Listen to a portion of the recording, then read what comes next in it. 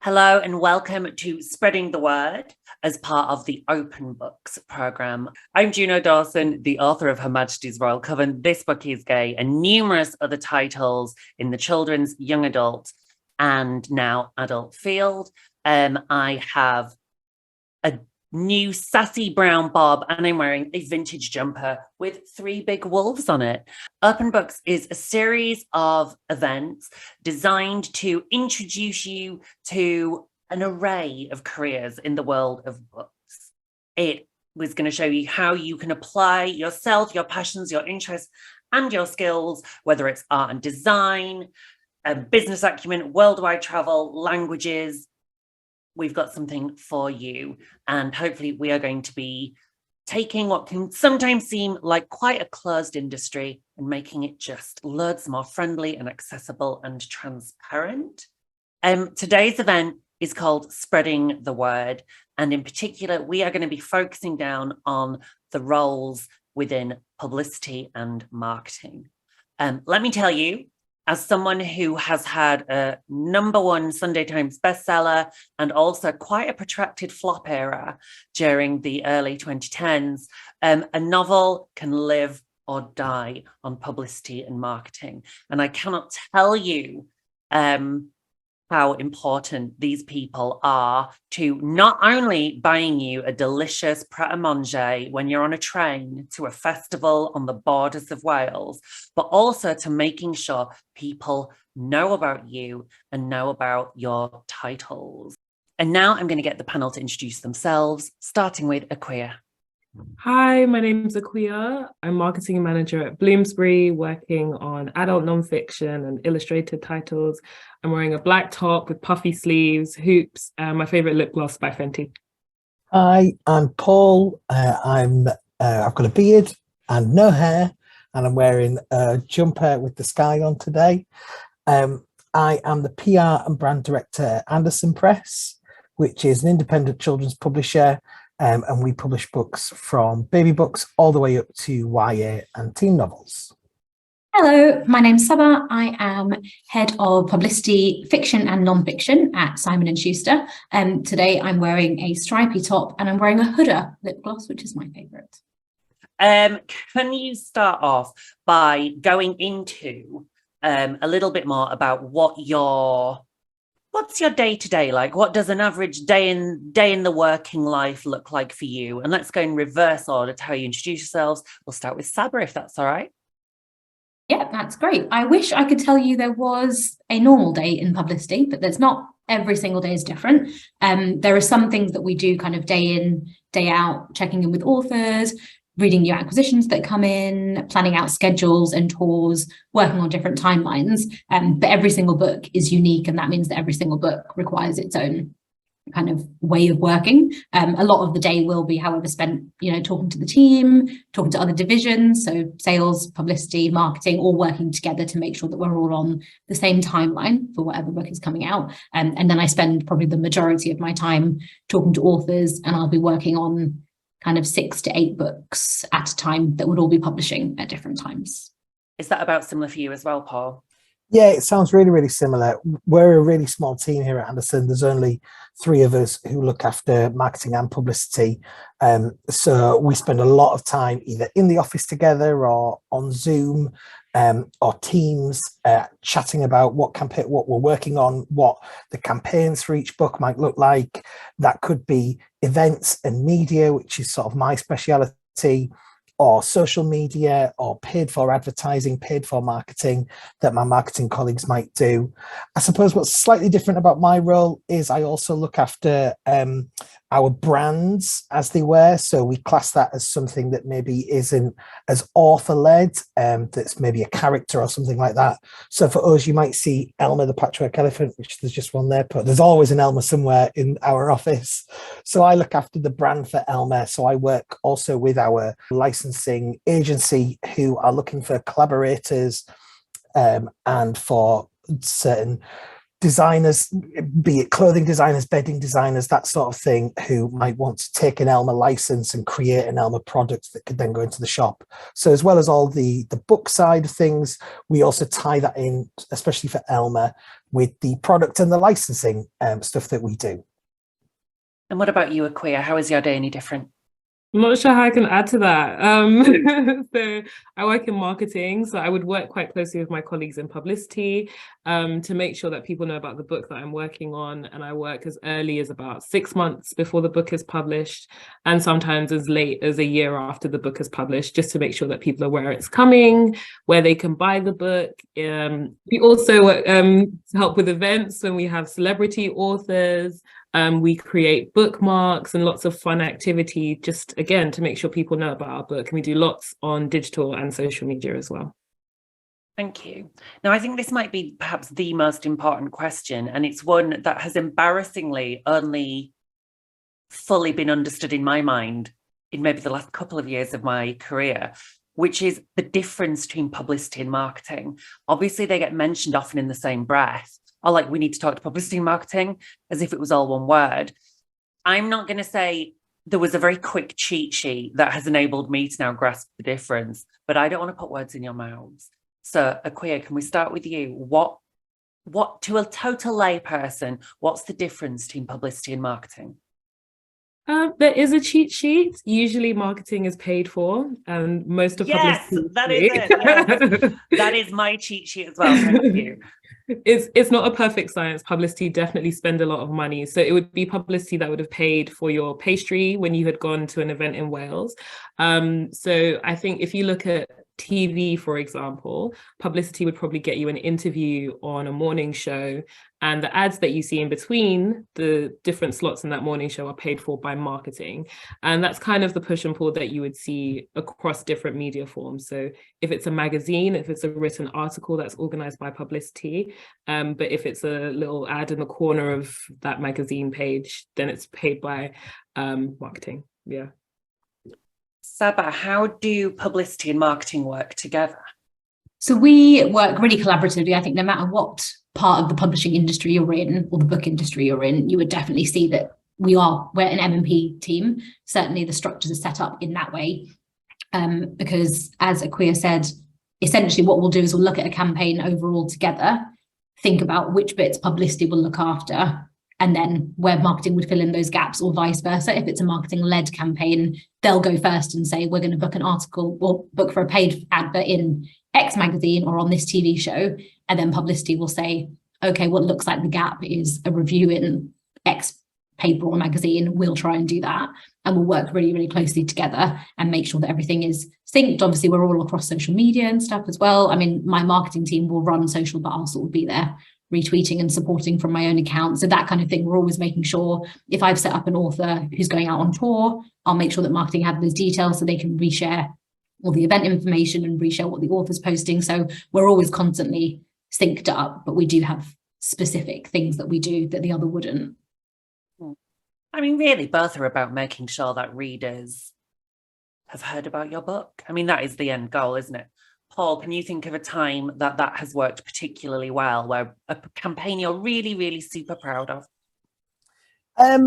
Well, I think we're proud of most of our campaigns, Juna. Thank you. Yes, of course. Of course. It's like having a favourite child. Yeah. And they all go really, really well, and it always works. Yeah, I mean, recently we worked with an author called Yvette Fielding, who's also icon. TV royalty icon. I'm a celebrity royalty. I mean, yeah, absolutely. She's powerful psychic.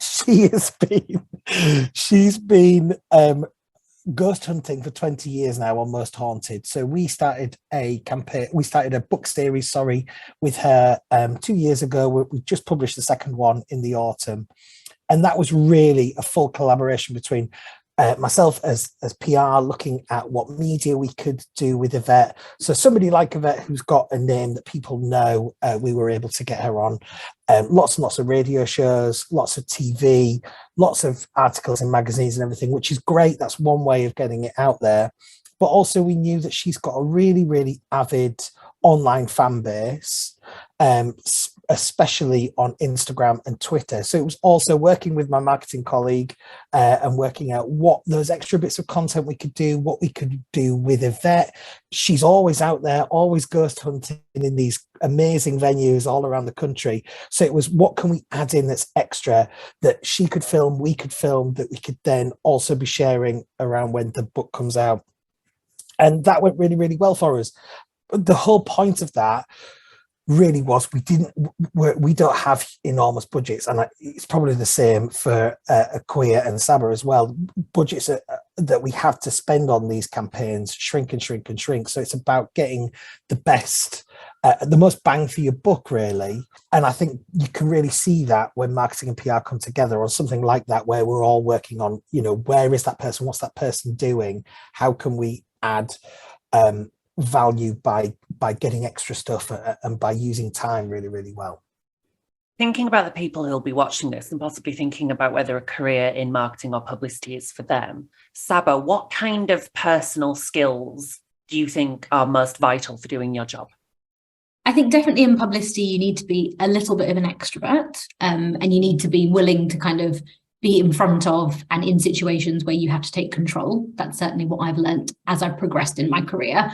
You need to be able to, you're going to be working with, depending on what type of publishing you want to work in, you might be working with celebrities or debut authors, and you need to kind of be able to handle all of those personalities and all those things. Oh, we're all insane. At you. I would say that. Do you like working with unhinged people? Authors are certainly a special type of person. I'll say yes, and I will hold my hand up. I've cried on so many publicity and marketing people. It's very tiring when you're on tour. It's really difficult. And it's really exhausting, and we have to be the people that understand how important, you've been working on this book for however many years, it's like your baby, and you hand it over to us and we have to take really special care of it. So I think that's a small thing as well that we all need to be very aware of. It's so important to you, and as a publisher it's really important to us, so we all have to work together. But yeah, I think being a good communicator, being able to be honest, being able to have maybe some of the more difficult conversations with authors when things aren't going the way that you want them to as well, that can often be a challenge, and that's quite hard to do. if you sell tickets to an event but you only get 5 people that show up, someone has to convey that message and be really honest about it. So there's a lot of different skills involved, and I think probably similar in marketing, except I would say that publicity is sometimes more author-facing than marketing, so they're a little bit more behind the scenes. Akua, what kind of person is best suited to working in marketing? Do you need a business brain? I think it really depends. I find that in the marketing teams that I've worked in, everybody has different strengths. So a lot of marketing people in the book industry actually have some level of design skill, and they can use Photoshop and InDesign. I am not one of those people. So I've started doing like a teeny tiny bit of design training, but I am one of the people that can create a viral TikTok. And there's always going to be somebody who's going to be really good at copywriting. So I think it's one of the best things about working in marketing is you can have a real broad variety of skills. But I think the most important one you should have is being able to communicate well. So Saba has kind of touched on the fact that a publicity would work more with authors. And even if I don't have that much communication with my authors, I should make sure that it's really quality communication. And we get a lot of information about our authors from editorial teams and content about the book from editorial teams. So making sure that we communicate well with them to make sure that we're getting the best. I think the thing about marketing and publicity is you're giving a slot to promote that book, whether it is a 10-second ad or a 15-minute interview. You have to use that time really wisely to make sure that listeners, readers, the audience, whoever's engaging with that, gets a snippet of the book. So we just have to be really wise and clever with what we share, how much information we share. Is it interesting to the person that's reading or watching this at this moment? And that requires strong communication skills. Yeah. And Paul, does it help to really, really love books? It definitely helps. What Saba was saying about being, possibly being the one who delivers some bad news directly to an author at an event, or being the publicist that your author cries on the shoulder of on the way to somewhere because they're absolutely exhausted. All of that, like any job, is made much, much easier if you love what you're doing. And, I don't think anybody gets into the book industry thinking that they're going to make £1 million.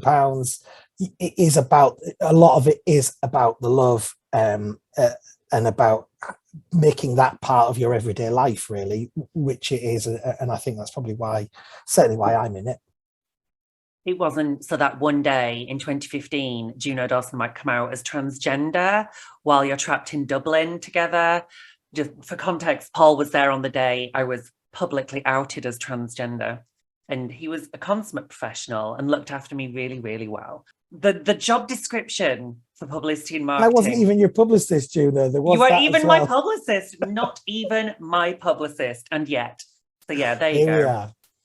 No 2 days the same. No. All three of you have touched upon social media and innovations within technology kind of in the last sort of 10, 15 years. How important is the digital side of your job? And we'll start with Paul this time. Go back around that way. It's becoming even more and more important every year, really. When I started in publicity 12, 15 years ago, there were lots and lots of, well, there weren't lots of, there were some spaces for reviews for books in every newspaper. There were things on the TV that you could tap into, certainly for children's books. And over the years, that has shrank and shrank and shrank down to, maybe one column a week, one column a month, that sort of thing. But what has grown exponentially are these windows, what people recommend through influencers, through mummy bloggers, mummy influencers, other authors, sort of gatekeepers that are out there in the book industry, and more getting your books to those people and getting those people to show the books is such a massive thing. In a way, it makes more sense for children's books. So much of what we do is highly illustrated. It's about that beautiful object. You can't really do that in a newspaper piece or maybe even on the TV with an interview, but you can show that. You can sort of be a part of that through somebody's Instagram or somebody's TikTok. So more and more, that is where we put our focus, certainly. Queer TikTok feels like it has come out of nowhere and really kind of seized hold of books and readers in a way that maybe even Twitter and Instagram haven't. Were you surprised by the whole rise of the BookTok phenomenon? Not really, because I got into marketing just because I knew how to tweet at the right time. Companies weren't really good at doing the basic stuff. And I think social media is a part and parcel of our life. Even if you're on a social media break, there's going to be something that goes viral that makes it to the news. So I think what makes TikTok a really interesting platform is that it has such storytelling capability.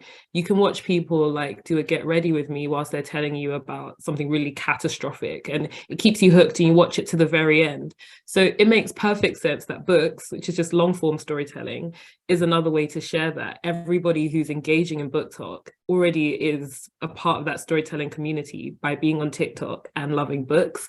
So it's a really natural fit. And it's also really nice to see books being explored in a more creative way rather than review websites, and like tweets don't really do it in the same way, but Twitter's kind of important for the book industry. Instagram's really visual, but TikTok really captures the storytelling element, definitely. Saba, how else has the industry changed during your time in the industry? I think one of the big things, and it's probably happened more over the last 3 years, is just how hybrid everything has gone. I think we certainly, when I was planning book tours 4 years ago, it wouldn't even occur to me that you would need a digital element. It was just a case of, well, this author will go to these 5 Waterstones and this literary festival, and that's it. Whereas now, every event organizer that I'm talking to wants to build in a hybrid event for accessibility, but also because why would you expect people to pay to come out of their houses when they can do it from the comfort of their own home? And there is part of that means you lose a certain aspect at an event, so like a signing or kind of that time with the author that you really get. But it just means that you get to really develop that audience further because more people can access this person where they wouldn't have before. And I think that's something that's definitely not going to go away. A lot of festivals even now are planning 2 streams, or they've got a hybrid element where you can buy a cheaper ticket. So I think people are really thinking about that and making the whole thing more accessible to even to older readers or people that can't travel to London, which obviously tends to be where the book industry is based more of. And it's not fair because we shouldn't exclude people just because they're not in the right place. As somebody from Bradford, I heartily agree. You've all mentioned working with authors and illustrators. Teamwork does make the dream work. You are all working as part of teams, not just with authors, but also with editors and within different teams as well. What is it like working with other people? What is it like being part of a whole team that brings a book to market? Let's start with Sabah this time, please. I'm just picking names at random now. There is nothing better than being part of the dream team. And I know that often people will say, I work for the best, publisher, or I actually do work with the best dream team. They're absolutely amazing. And I think the great thing about having so many people that are involved in a process means that you're getting so many eyes on something. So while the editor falls in love with the book and wants to publish it, they have to convince sales and marketing and publicity and finance and legal and all these other teams to get on board. And when everyone is on board on the same page, they all want an amazing result for the author, which means that we're all going to be singing to, the same hymn sheet. And if someone thinks that something isn't the right thing to do, they feel safe enough to voice that opinion because it's the best thing for the book. So while everyone's on the same page, they might have different ways of going about getting that book to market, whether that's disagreeing on a cover or, not making sure that strapline is quite right. But when you have all those opinions that want the same thing, it's just like magic when it all comes together, and you just celebrate together when, if a book hits a Sunday Times chart, that's a full team win. No one person takes full responsibility for that success because it's taken so many people. And there is nothing better than when you're celebrating a victory, and whatever that victory looks like for that book, even if it's just getting it into a supermarket or getting it into the right hands of a book talker, whatever that achievement looks like, it is incredible. And I think people that don't work in those teams can't really understand why we're all so obsessed with each other, but we are, we're all great.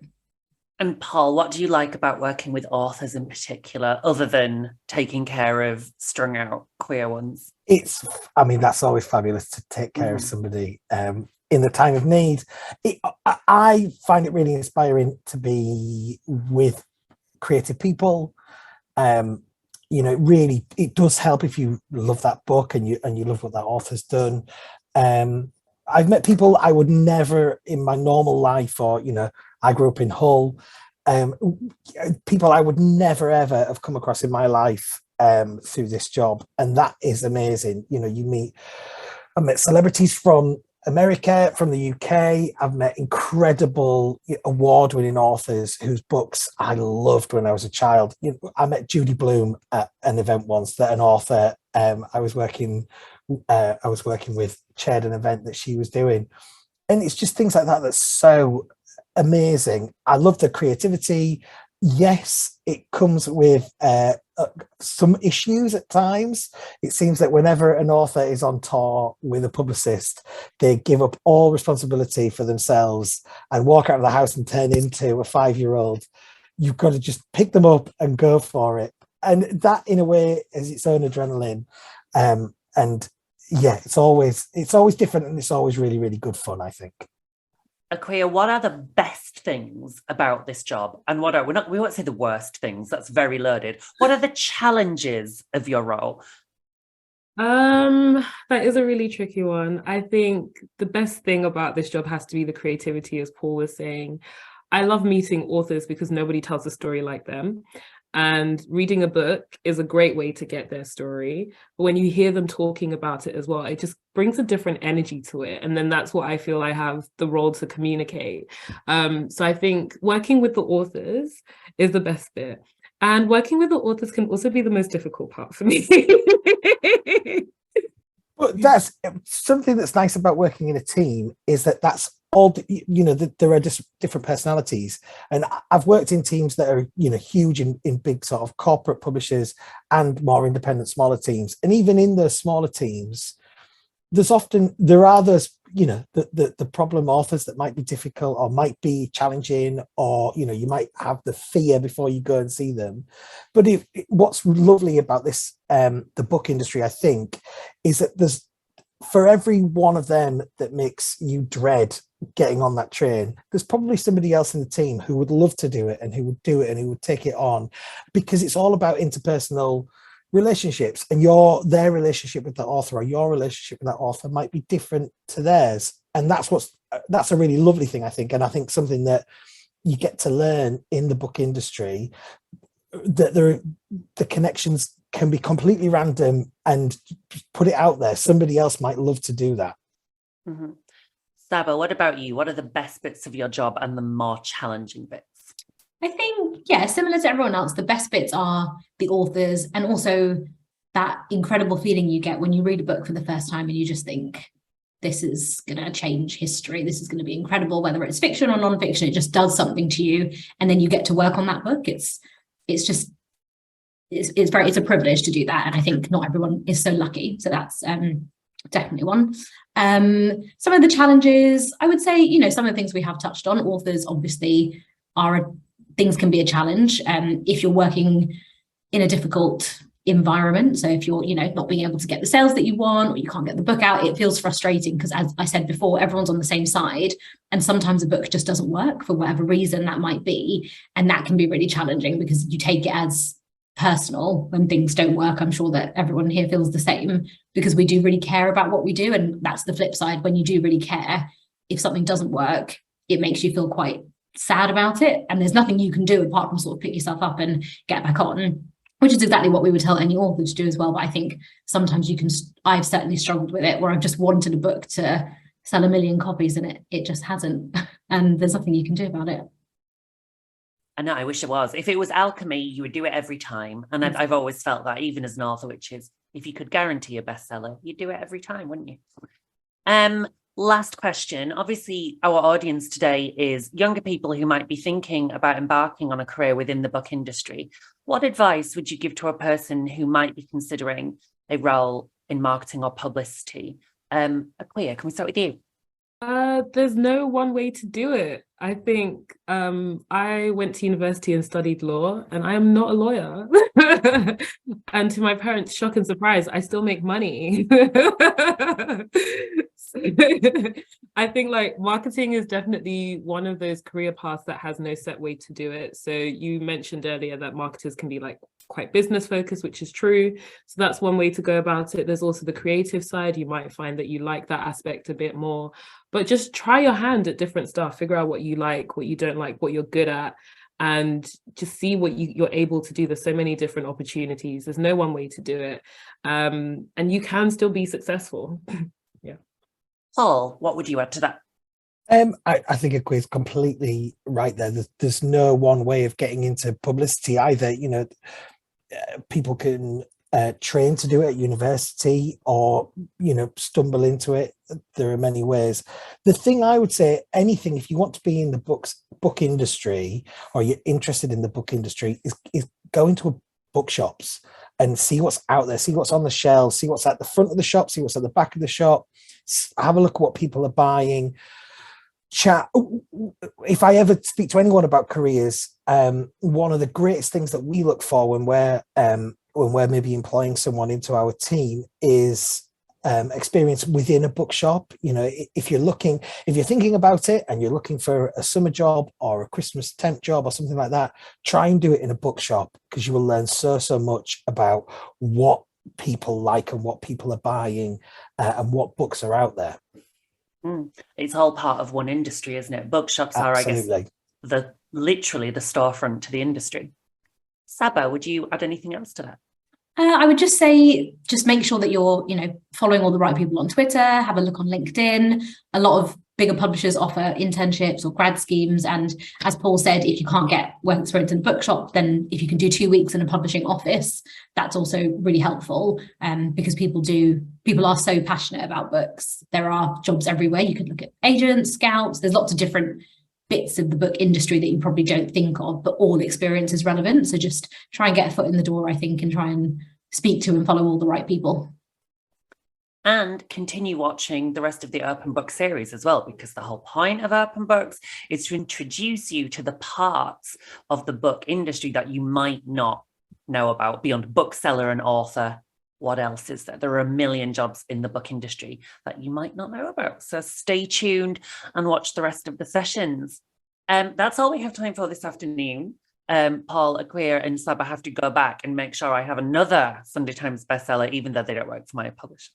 Please keep doing what you're doing, because I cannot tell you, as an author, what you do. And when you see the dominoes fall the way they're meant to fall, it's so uplifting, you know, when you can see when you're booked to go on a TV show, when you see an advert on, obviously the ultimate for an author is the tube station adverts. Even though they only sell to a very specific type of person in London, we still really love them because of our ego. So please keep doing what you're doing. Thank you very much for giving up a part of your afternoon today. Thank you, Akria, Saba and Paul. And do keep watching this series. Thank you very much and good afternoon. Bye, everyone.